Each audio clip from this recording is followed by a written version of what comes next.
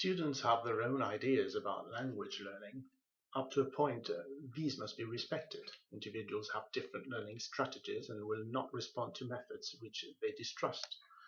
However, learners sometimes resist important and useful activities which do not fit in with the preconceptions, and this can hinder progress.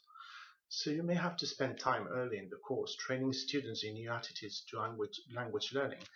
Problems are especially likely to arise over questions of grammar and correction. Students may want too much, over the use of authentic materials, and over exercises involving group work. Some of the questions your students may ask: why don't all the lessons have the same sorts of sorry, why don't all the lessons have the same sorts of exercises?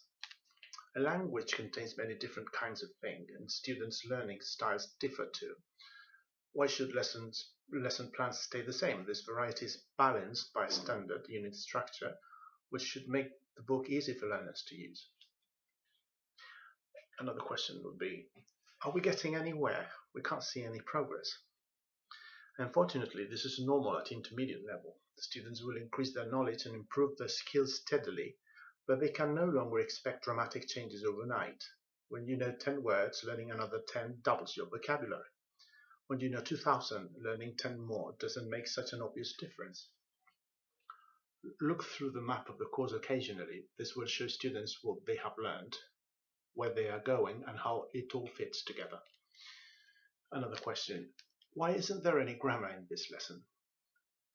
Grammar without words of fluency is not much use. A solid grammar syllabus is only one of the 8 organizational bases of the course, and some lessons will necessarily concentrate on other things such as vocabulary and skills work.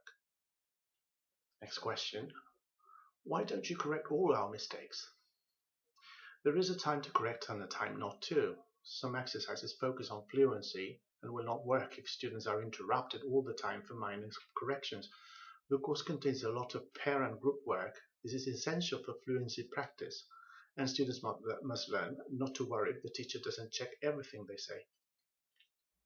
Next question: why don't you explain every word? How does listening for a few points in a difficult passage help me? By increasing autonomy, students who can listen for information in slightly difficult material without trying to understand every word will be ready for real-world encounters with English. They can then learn more efficiently outside the classroom. Why do we have to listen to recordings with background noises, hesitations, mistakes, and so on? All these things occur in real-life communication. Scripted studio recordings are useful for helping students focus on particular points of language, and the course contains a number of these. But it's no good only learning to understand actors speaking carefully, so we also include authentic material. The last question: why did they put this text in? It infuriates me. Good. People learn better when their emotions are involved. The Cambridge English course does not avoid controversial or provocative topics. If one lesson makes a student angry, another is likely to interest the same student deeply, and in both cases the emotional investment will aid learning.